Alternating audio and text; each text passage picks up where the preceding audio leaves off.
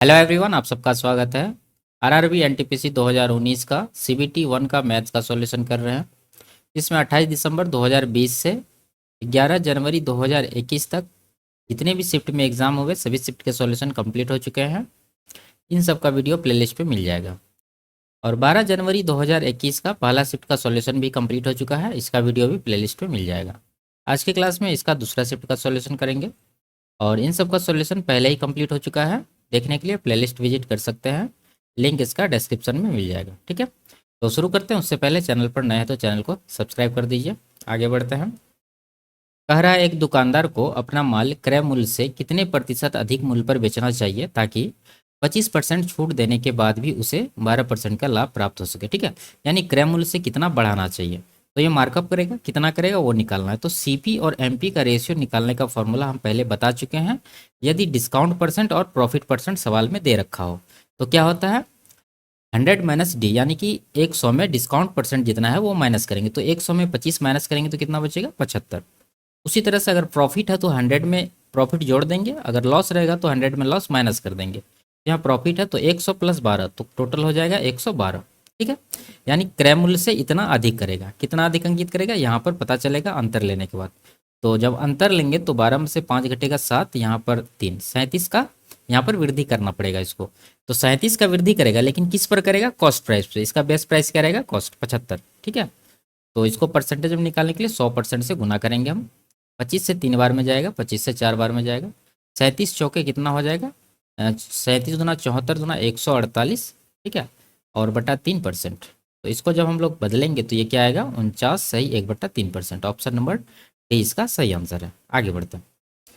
यदि x Y से 40% कम है, ठीक है, एक्स है वाई है और 40% का फ्रैक्शन होता है 2/5, यानी अगर वाई 5 है तो एक्स कितना है, 5 से 2 कम, यानी कि 3 होगा। अब पूछ रहा है वाई एक्स से कितना अधिक है, तो वाई जो है एक्स से कितना अधिक है, देखिए 3 से 5 कितना अधिक है, 2 अधिक है। 2 अधिक है 3 के ऊपर तो कितना हो गया, 2/3 होता है, 66 सही 2/3%। तो ऑप्शन नंबर 3 इसका सही आंसर है। आगे बढ़ते हैं। इसको सॉल्व करना सिंपल सा है, आप लोग अपने से कर लीजिए। आगे बढ़ते हैं। यदि p बराबर ये दे रखा है तो इसका मान पूछ रहा है। ठीक है, देखिए p बराबर ये है तो हम लोग जानते हैं कि इसका जब स्क्वायर का अंतर 1 रहे तो 1/p का वैल्यू क्या होता है, इसका साइन चेंज करके लिखते हैं। तो अंतर पहले देखते हैं, 5 का स्क्वायर 25, ये 2 दूना 4 छके 24, तो अंतर कितना आ रहा है, अंतर आ रहा है 1 का। इसका मतलब जब अंतर 1 आए तो p दिया है तो 1/p कितना हो जाएगा, इसको 5 प्लस करेंगे 2√6। ठीक है, यहाँ माइनस था तो यहाँ प्लस कर दिए। अब इसका वैल्यू निकालना है तो इसको हम लोग लिख सकते हैं क्या, p प्लस 1/p का होल स्क्वायर माइनस का 2। ठीक है, इस तरह से इसको आप समझ सकते हैं, जैसे कि ए स्क्वायर प्लस बी स्क्वायर बराबर क्या फॉर्मूला होता है, ए प्लस बी का होल स्क्वायर माइनस 2ab। ठीक है, तो यही फॉर्मूला यहाँ पर लगाया गया। तो 2ab की जगह पर 2p आएगा और गुना 1/p आएगा तो p कट जाएगा, इसलिए यहाँ पर सिर्फ 2 आया है। अब यहाँ पर क्या है, p प्लस 1/p करना है, तो p का वैल्यू यहाँ पर दे रखा है, 1/p यहाँ पर निकला है। तो दोनों को जोड़िए, जोड़िएगा तो माइनस का 2√6 और यह प्लस का कट जाएगा, तो बचेगा क्या, 5 और 5 10, तो 10 का स्क्वायर हो जाएगा माइनस का 2। तो 100 माइनस 2 98 इस सवाल का सही आंसर है, ऑप्शन नंबर डी। आगे बढ़ते हैं। यदि ये दोनों का एलसीएम इतना है तो एचसीएफ ज्ञात कीजिए। ठीक है, तो आप डायरेक्ट ये दोनों से एचसीएफ निकाल सकते हैं, नहीं तो क्या करिए कि एक फॉर्मूला होता है कि एक संख्या यानी पहली संख्या गुना दूसरी संख्या बराबर एलसीएम गुना एचसीएफ होता है, तो उससे भी निकाल सकते हैं। आप डायरेक्टली इसको डिवाइड कर दीजिए, नहीं तो यहाँ पर देख लीजिए एचसीएफ नंबर में क्या आ रहा है, हाईएस्ट कॉमन है यहाँ पर 10। ठीक है, उसके बाद एक्स वाला देखिए एक्स पर पावर 3 है, यहाँ पर 4 है, तो हाईएस्ट कॉमन क्या हो गया, एक्स पर पावर 3। अब वाई में देखेंगे वाई पर 2 है, वाई पर 4 है, तो हाईएस्ट जो कॉमन होगा वो क्या होगा, वाई पर पावर 2। तो यही इसका आंसर होगा, ऑप्शन नंबर सी में है दिया हुआ। आगे बढ़ते हैं। किसी त्रिभुज पी क्यू आर में क्यू आर को एस तक इस प्रकार बढ़ाया जाता है कि आर एस बराबर आर पी हो जाए। तो एक त्रिभुज यहाँ पर हम लोग बना लेते हैं, इसका नाम है पी क्यू आर। ठीक है, तो क्यू आर को एस तक बढ़ाया गया, तो क्यू आर ये है, इसको हम लोग एस तक बढ़ा देते हैं इस तरह की आर एस बराबर आर पी हो जाए। तो आर एस यहाँ पर एस तक बढ़ाए हैं तो आर एस बराबर हो जाए आर पी के। ठीक है, ये बिंदु है एस। यदि कोण आर पी क्यू 55 डिग्री है, आर पी क्यू ये कोण है 55 डिग्री, तो कोण पी आर एस का मान, पी आर एस है 110, तो पी आर एस यहाँ पर है ये 110 डिग्री। तो कौन पी क्यू एस का मान निकालिए, पी क्यू एस। ठीक है, ये निकालना है। तो सिंपल सा है कि ये पी क्यू आर त्रिभुज का ये जो है एक्सटेरियर एंगल है। तो जब बाह्य कोण रहता है तो क्या होता है, अंदर वाला ये कोण और ये कोण का योगफल इसके बराबर होता है। तो ये निकालना, तो हम लोग सिंपल सा 110 में 55 माइनस कर देंगे, तो थीटा बराबर क्या आ जाएगा, 110 माइनस 55। तो माइनस करेंगे तो 55 डिग्री ही इसका सही आंसर होगा, ऑप्शन नंबर 3। आगे बढ़ते हैं, इसको सॉल्व करना है। ठीक है, तो यहाँ पर देखिए कोष्टक के अंदर में यहाँ डिवाइड है, कर देते हैं इसको 5 से, 5 बार में जाएगा ये। उसके बाद ये कितना हो गया, 5 दिया 15 हो गया, 45 में 15 जोड़ेंगे तो कितना होगा 60। अब 60 में जो है 50 माइनस करना, तो कितना बचेगा 10, यानी ये कोष्टक का वैल्यू आ गया 10। अब आगे देखिए 35 है आगे प्लस में और लास्ट में 5 है, तो 35 5 40 और ये 10 50 हो गया। ठीक है, और 3 यहाँ पर बाहर में, तो 3 गुना 50 करेंगे तो ये 150 इसका आंसर होगा, ऑप्शन नंबर 2। आगे बढ़ते हैं, आरोही क्रम में व्यवस्थित निम्नलिखित आंकड़ों की माध्यिका 19 है, तो x का मान ज्ञात कीजिए। ठीक है, तो देखिए इसमें कितने टर्म है, पहले गिनते हैं, 1 2 3, ये दोनों मिला के 1 होगा, तो 3 1 4 हो गया, 4 1 5, 5 1 6, 6 1 7, 1 8। ठीक है, तो n बराबर यहाँ पर 8 है, यानी कि ये सम है। सम जब रहता है तो बीच वाला दो पद का एवरेज जो है माध्यिका होता है, और विषम रहता है तो बीच वाला पद ही माध्यिका हो जाता है। तो यहाँ पर देखिए बीच वाला दो पद कौन सा है, टोटल 8 पद है, तो 3 शुरू वाला छांट दीजिए और लास्ट वाला 3 पद हटा दीजिए, तो बीच में बचा ये दोनों। इन दोनों का एवरेज निकालना, तो जोड़ के 2 से डिवाइड करना पड़ेगा, तो x प्लस एक्स ये हो जाएगा 2x प्लस 4 8 12, इसको 2 से डिवाइड करेंगे, यही माध्यिका के बराबर होगा, ये जो 19 सवाल में दे रखा है। ठीक है, तो ये 2x बराबर हो जाएगा कितना, 19 दूना 38 में 12 माइनस होगा तो कितना बचेगा 26, 2 से कटा देंगे 13, तो x का वैल्यू कितना आ गया 13, यही पूछ रहा है, तो ऑप्शन नंबर 1 इसका सही आंसर है। आगे बढ़ता हूँ, यदि एफ एक्स बराबर ये है तो F2 का मान निकालना। ठीक है, यहाँ पर जो है x के जगह पर क्या है 2 है, तो हम लोग जब x का मान 2 रखेंगे इसमें, तो ये क्या बनेगा, ये बन जाएगा 2 + 1 बटा x, यानी कि 2 - 1, 3 बटा 1। ठीक है, तो 3 इसका आंसर होगा, ऑप्शन नंबर डी। आगे बढ़ते हैं, 4 सेंटीमीटर त्रिज्या वाले एक वृत्त के केंद्र से 5 सेंटीमीटर की दूरी पर स्थित एक बिंदु से वृत्त पर खींची गई स्पर्श रेखा की लंबाई ज्ञात कीजिए। ठीक है, तो एक वृत्त है ये, तो यह वृत्त का केंद्र है, और यहाँ पर क्या कह रहा है कि इसका त्रिज्या 4 सेंटीमीटर है। ठीक है, तो इस तरह से त्रिज्या हो गया 4 सेंटीमीटर, और यहाँ पर केंद्र से 5 सेंटीमीटर की दूरी पर स्थित एक बिंदु से वृत्त पर खींची गई स्पर्श रेखा की लंबाई। तो मान लेते हैं कि यहाँ पर एक बिंदु है, केंद्र से कितना दूर है 5 सेंटीमीटर, और ये है इसका क्या स्पर्श रेखा, तो यही इसी का लंबाई पूछ रहा है। तो ये समकोण होता है, ये 4 है ये 5 है, तो ये कितना होना चाहिए 3, तो 3 सेंटीमीटर इस सवाल का सही आंसर है। ठीक है, ट्रिपलेट से आगे बढ़ते हैं, इसका मान निकालना। ठीक है, देखिए एक पैटर्न है, आपको पकड़ना है, 1 2 3 इस तरह से जाते हुए कहाँ तक गया है 31 तक। ठीक है, फिर 31 से घटने लगा है ये 1 तक, तो इसमें इसका योग निकालने के लिए सिंपल सा 31 का स्क्वायर करेंगे, जो होगा 961। ठीक है, आप छोटा डेटा लेके समझ सकते हैं, जैसे 1 है प्लस 2 है प्लस 3 है, फिर से आप 2 कर देंगे, फिर से 1 करेंगे, जोड़ने के बाद कितना हो रहा है 2 1 3 3 6 2 8 1 9, 9 हो रहा है, यानी ये जो 9 आया है क्या आया है 3 का स्क्वायर। ठीक है, तो उसी तरह से इस सब का योग निकालने के लिए 31 का स्क्वायर किए। आगे बढ़ते हैं, find the sum of face value of 6 and 5 in this number. ठीक है, तो देखिए फेस वैल्यू कह रहा है, यानी कि जातीय मान, स्थानीय मान नहीं कह रहा है। प्लेस वैल्यू अगर पूछता तो वो अलग होता है, तो फेस वैल्यू डायरेक्ट वही हो जाएगा, जैसे 6 का निकालना है तो 6 हो जाएगा, और 5 का निकालना है तो 5 ही हो जाएगा, दोनों का योग पूछ रहा है, तो 6 5 11 इस सवाल का आंसर होगा। आगे बढ़ते हैं, 4 क्रमागत संख्याओं में से पहली 2 संख्याओं का योग चौथी संख्या के बराबर है, चारों संख्याओं के योग का आधा इनमें से किसके बराबर है। ठीक है, तो इसको x मान के बनाना पड़ेगा। मान लेते हैं पहली संख्या x है, तो ये क्रमागत है, तो पहला अगला संख्या क्या हो जाएगा x + 1, इससे अगला x + 2 हो जाएगा, इससे आगे x + 3 हो जाएगा, 4 नंबर का ही बात है। ठीक है, तो आगे क्या करें कि पहली 2 संख्याओं का योग, यानी कि इन दोनों का योग जोड़ने के बाद कितना हो रहा है x x 2x + 1 चौथी संख्या के बराबर है, तो इसको बराबर करेंगे चौथी संख्या की, यह है चौथा संख्या x + 3, तो x को इस तरफ लाएंगे तो x बचेगा, इधर 1 3 में माइनस होगा तो 2 बचेगा, x का वैल्यू कितना आ गया 2। चारों संख्याओं के योग का आधा पूछ रहा है, तो सबको जोड़िए, यहाँ पर सबको जोड़ेंगे तो कितना होगा x x x 4 बार है तो 4x हो गया, प्लस 1 2 3 3 6। ठीक है, इसका आधा निकालना, तो इसको 2 से डिवाइड करेंगे, बस इसमें जो है x का वैल्यू रख दीजिए, तो 2 रखेंगे तो यहाँ पर 4 दूना 8 से 14 होगा, 14/2, यानी कि 7 इस सवाल का आंसर होगा, ऑप्शन नंबर 2। आगे बढ़ते हैं। एक निश्चित साधारण ब्याज की दर पर 6 वर्ष में किसी राशि में 60% की वृद्धि होती है। उसी दर पर 10,000 की राशि 3 वर्ष बाद चक्रवृद्धि ब्याज ज्ञात कीजिए। देखिए 60% का वृद्धि हो रहा है 6 वर्ष में, तो प्रत्येक वर्ष कितना मिल रहा है ब्याज? 6 से 60 को डिवाइड करेंगे तो 10%। ठीक है। अब उसी दर पर 10,000 की राशि 3 वर्ष बाद चक्रवृद्धि ब्याज ज्ञात कीजिए।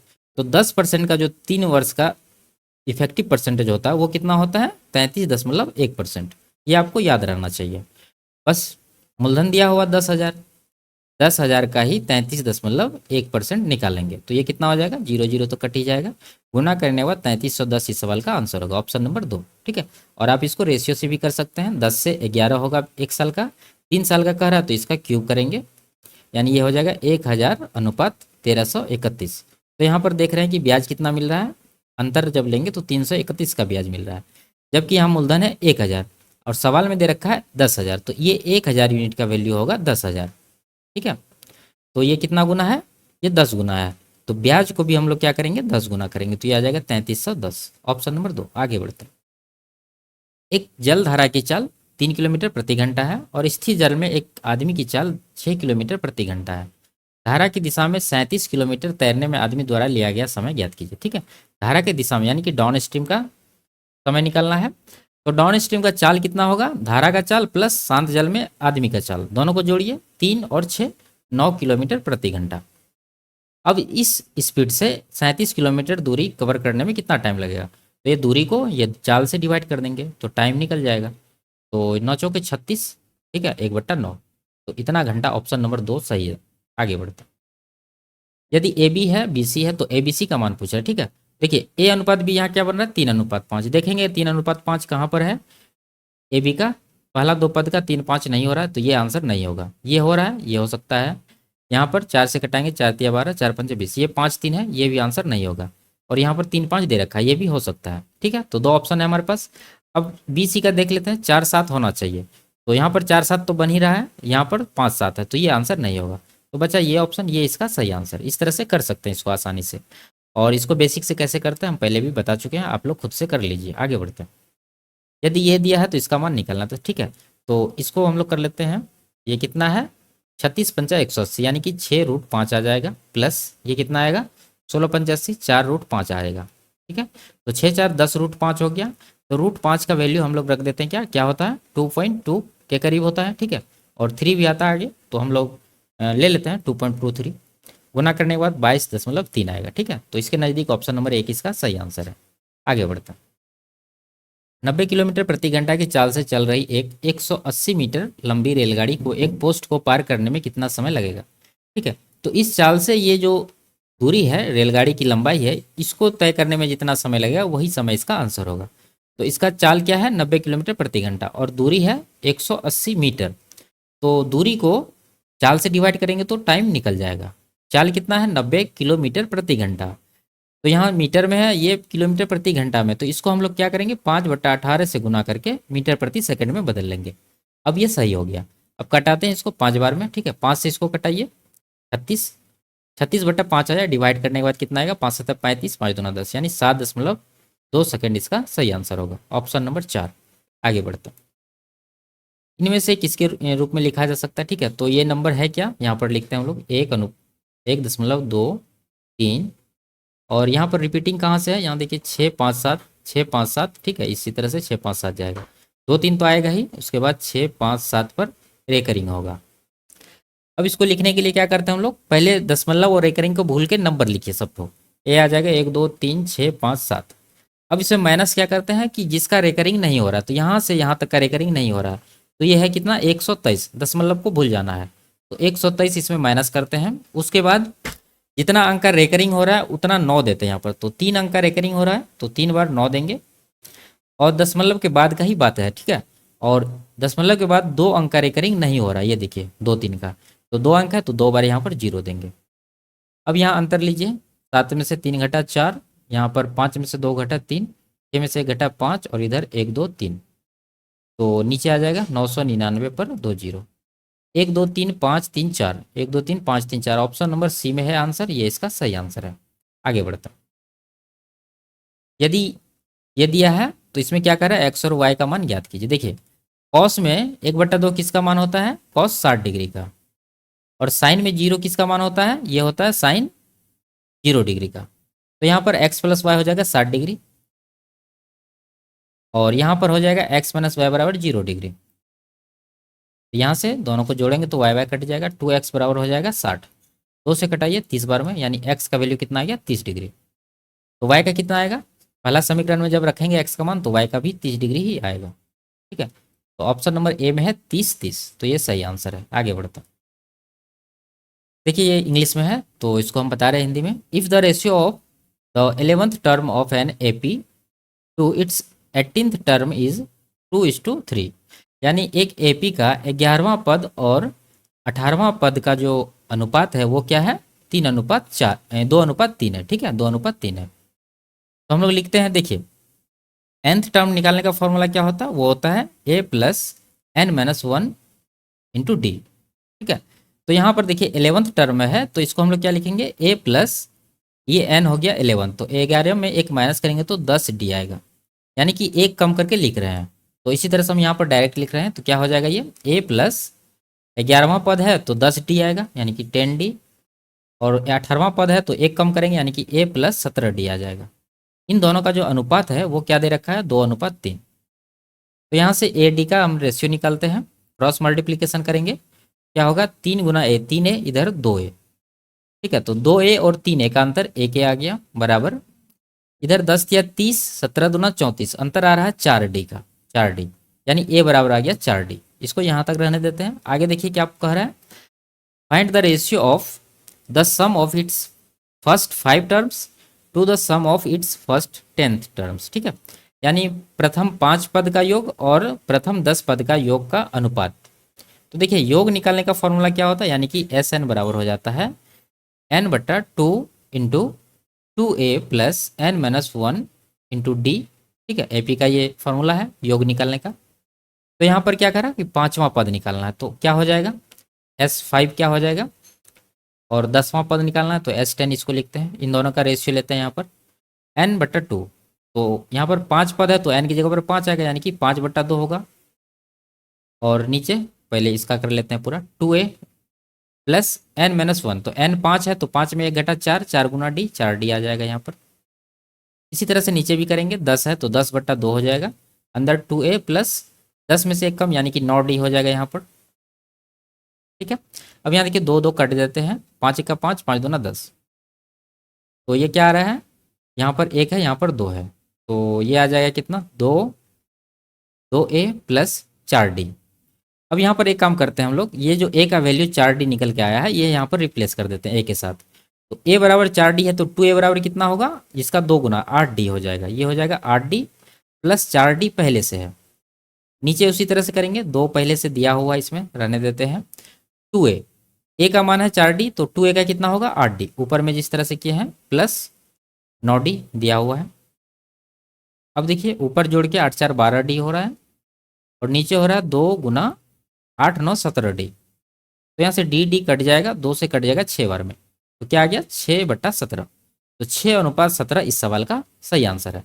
ऑप्शन नंबर सी इसका सही आंसर। आगे बढ़ते, पी क्यू उस वृत्त का व्यास है जिसका केंद्र ओ है, यदि उस वृत्त पर एक बिंदु आर स्थित है और कोण आर पी ओ का मान 39 डिग्री है, कोण आर क्यू पी का मान ज्ञात कीजिए। ठीक है, एक वृत्त है ये, इसका केंद्र ओ है, पी क्यू वृत्त का व्यास है, तो यहाँ पर एक व्यास बना लेते हैं पी क्यू। ठीक है, पी क्यू, और उस बिंदु पर यानी वृत्त पर एक बिंदु है आर, तो मान लेते हैं यहाँ पर एक बिंदु है आर। ठीक है, ये नहीं, ये मान लेते हैं। और दिया क्या है कि कोण आर पी ओ का मान 39 है, तो आर पी ओ ये कौन है? 39। पूछ क्या रहा? R Q P, R Q P, तो इसको मिला देते हैं, ये कौन बन गया? आर क्यू पी, इसको मान लेते हैं थीटा है, तो इसका वैल्यू निकालना है। देखिए ये अर्धवृत्त है, पी क्यू के नीचे वाला भाग अर्धवृत्त हुआ, अर्धवृत्त में त्रिभुज बना है तो ये परिधि पर जो कोण लगा है ये कितना डिग्री का होता है? 90 डिग्री का, हम पहले भी बता चुके हैं।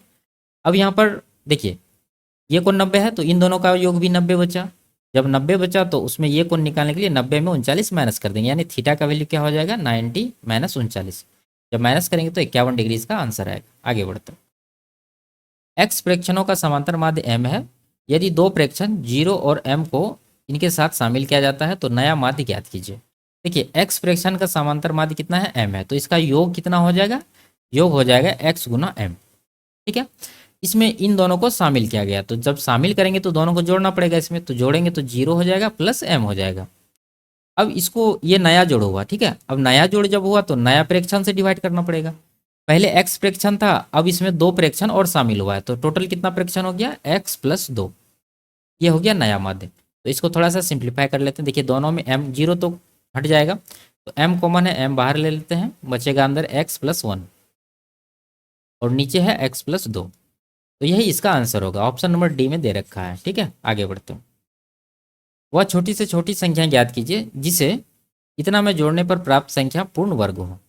तो इसका वर्गमूल निकालना होगा 64 12, नहीं तो आप इस तरह से समझ सकते हैं। देखिए ये जो 6412 है ये 80 के स्क्वायर से थोड़ा सा ज़्यादा है, लेकिन 81 के स्क्वायर से ये जो है कम है।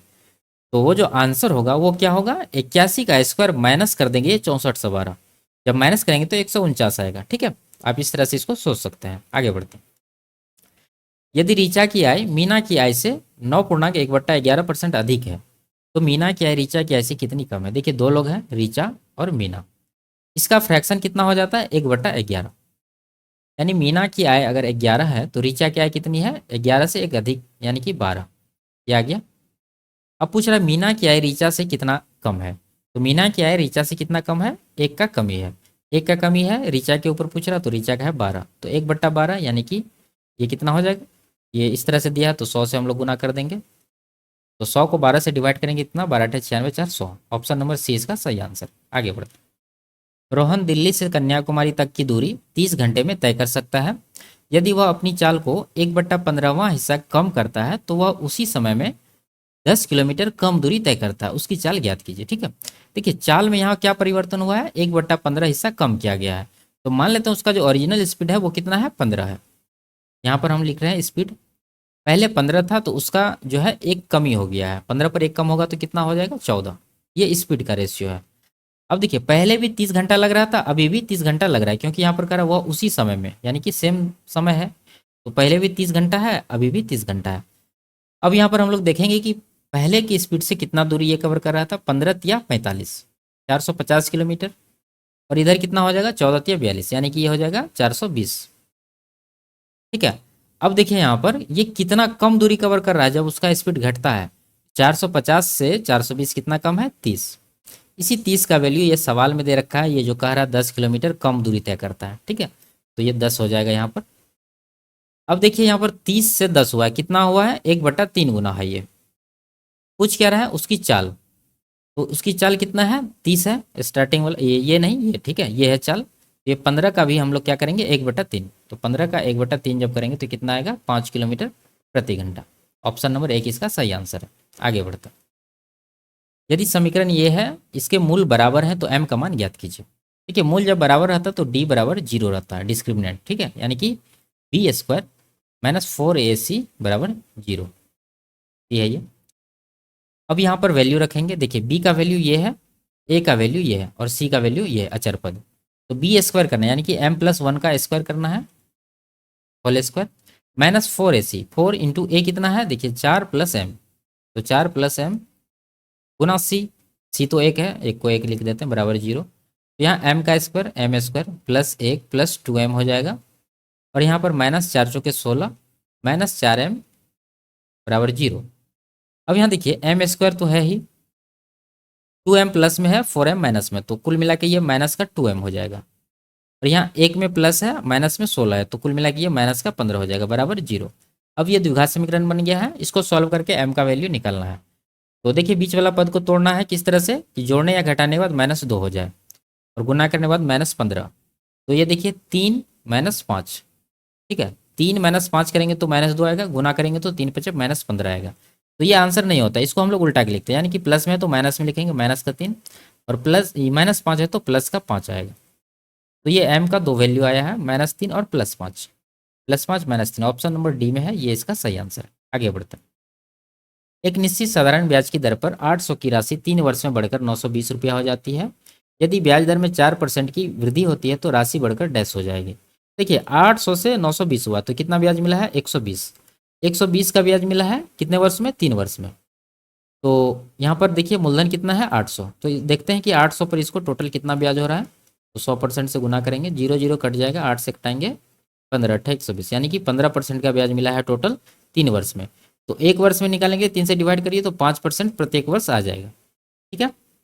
अब देखिए ब्याज का ओरिजिनल दर जो निकला है 5%, अब इसमें 4 का वृद्धि करना, तो टोटल ब्याज कितना हो जाएगा 9%। मूलधन दे रखा है 800, तो 800 और एक वर्ष में अब 9% ब्याज मिल रहा है, तो 3 वर्ष में कितना मिलेगा, 9 या 27%। ठीक है। तो 800 में 800 का 27% जोड़ देंगे, तो इसका कितना हो जाएगा, जीरो से परसेंटेज से ये दोनों जीरो हटा देते हैं, 27 अट्ठा 81, 27 चुके 108 दूना 216 हो जाएगा ये। और मूलधन है 800, 800 प्लस 216 कुल मिला के 1016 इसका आंसर होगा। आगे बढ़ते हैं। यदि साइन ये दे रखा है तो x माइनस वाई ज्ञात कीजिए। ठीक है। देखिए साइन ए बराबर कॉस बी रहता है, तो यहाँ पर a प्लस बी क्या होता है 90 डिग्री होता है, तो यहाँ पर वही फॉर्मेट दिया रखा है, तो यहाँ पर दोनों को जोड़ के क्या करेंगे 90 डिग्री करेंगे। तो दोनों को जोड़िए, देखिए 3x ये जोड़ेंगे तो ये हो जाएगा 3x माइनस 3y।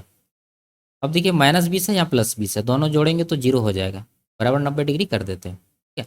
ये तो जीरो हो गया इसलिए इसको छोड़ दिए। अब यहाँ पर x माइनस वाई पूछ रहा है, तो 3 इसमें कॉमन लेंगे तो बचेगा x माइनस वाई बराबर 90। 3 से इसको कटा दीजिए 30 बार में, यानी x माइनस वाई कितना आ गया 30 डिग्री। ऑप्शन नंबर 1 इसका सही आंसर। आगे बढ़ते। इसमें क्या कह रहा है कि किस राज्य में 2005 में वार्षिक वर्षा सभी 3 सालों की औसत वार्षिक वर्षा की तुलना में अधिक थी। ठीक है। तो 2005 का देखना है, ये वाला है 2005। एवरेज से ये अधिक होना चाहिए, तो एवरेज से जब ये अधिक होगा इसका मतलब बाकी दोनों जो है इससे कम होना चाहिए, दोनों में से कोई एक भी कम होना चाहिए। तो यहाँ देखिए दोनों अधिक है, तो ये आंसर हिमाचल प्रदेश का नहीं हो सकता है। उत्तर प्रदेश में देखिए बाकी दोनों डेटा इससे अधिक है, तो एवरेज तो इससे अधिक होगा, तो ये भी नहीं होगा। मध्य प्रदेश में देखेंगे तो 80 90 65 से अधिक है, तो एवरेज 65, एवरेज से 65 अधिक नहीं हो सकता है। ठीक है। तो ये भी नहीं होगा। यहाँ देखिए 55 है 65 है, यहाँ 75 है बीच में, यहाँ पर जो है दोनों डेटा से ये डेटा अधिक है, तो ये एवरेज से भी अधिक होगा। ठीक है। तो देख लेते हैं निकाल के, 55 75 कितना हो जाएगा, 7 5 12 120 10 130 195। ठीक है।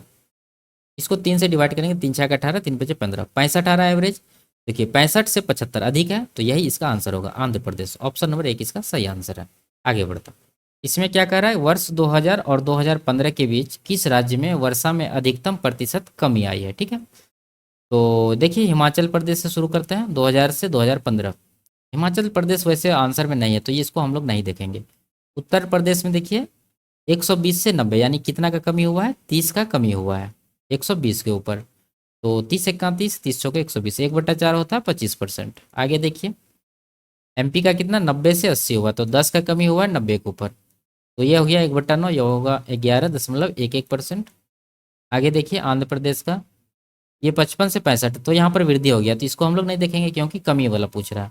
आगे तमिलनाडु है 150 से 115 हुआ, तो यहाँ पर 35 का कमी है 150 के ऊपर, तो ये कितना परसेंट होगा, 50 दूना 50, ये 50 दिया 50 दूना 3 से इसको अगर 12 बार में भी कटाएंगे तो 12 दूना 24% आएगा।